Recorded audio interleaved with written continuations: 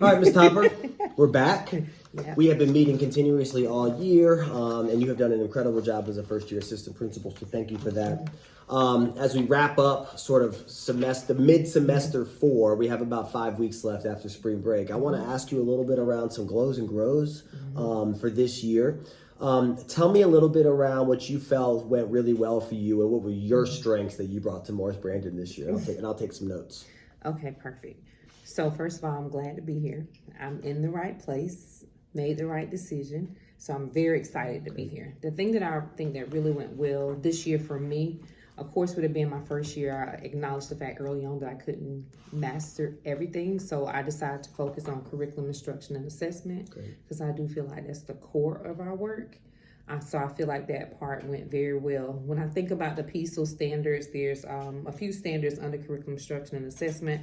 And I don't feel like I did all of these things well, but when I look at the domain as a whole, I do feel like I did a pretty good job at this section. So when you look at the domain as a whole, what do you think some of the areas, and I think there's 6 or 7 of them that you felt like you did well with that curriculum instruction? And I mean, I know it, but I want to see if we're aligned to our thoughts.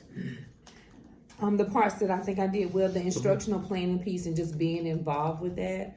Wit and Wisdom wasn't a curriculum that I taught myself as a teacher, so I was not as familiar. So I kind of acknowledged the fact that I needed to kind of delve into that curriculum a little bit more so I can make sure that it aligned with the IB framework.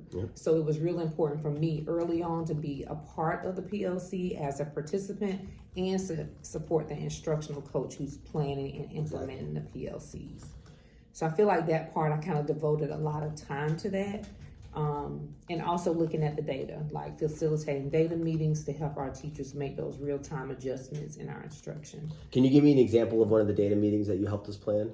Okay, so the first one, or the one that we've kind of been running all year, we use a protocol called Here, What, So What, Now What?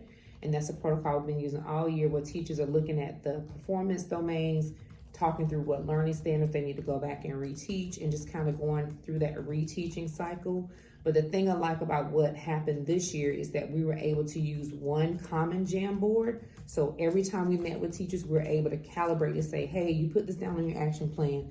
How is it going, to make sure that the implementation was there?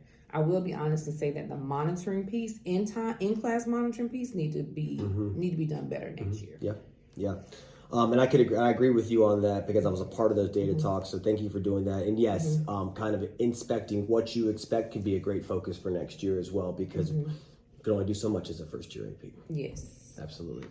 And as far as my areas of growth, I put down making meaningful engagement opportunities with families in the community. Family engagement is my bucket. In our school, because of the parental involvement, there's so many events already going on. So part of my work for next year is how do we make those engagements meaningful? How can we drive content through some of those engagements?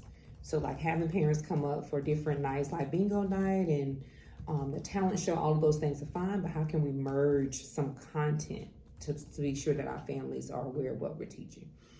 I love that. So just to recap really quickly, we focused on the curriculum instruction piece. You did a great job aligning with the IB framework, learning our wit and wisdom, pacing, and supporting teachers, primarily the 3rd grade with that. You did not mention personalized learning, but I do know you did help us lift that here, and that was from your experience at your prior school, so I appreciate that. You helped us plan out our data meetings. We looked at our map learning continuums and drove instruction through that. And then we look at an area of growth for next year would be getting into the classrooms a little bit more to make sure that the planning that we're asking the teachers to do is happening. And we all are stretched with time, but I think we get in the classrooms maybe a little bit more structured on a feedback cycle. And then we also know family engagement next year will be a next step for you. Yeah. All right. All right. So on my list, I'm also going to be working on operations and management. That's another PSEL standard. I'm in a new building, so I got to get a good sense of where things are now, how kids flow in and out of the building. And we have kept that off of you a little bit this year because we want you to know we know it's a lot. Yes. So I will be looking forward to like how can we make the transitions in our building smoothly to maximize instructional time. So that's one of my. I love it. I love how you tie it all back to instruction. That's number one. So good. All right. Thanks so much. All right. Great job this year. Yeah. Talk I soon. appreciate you being my mentor. Of course. Yeah. Bye. Bye.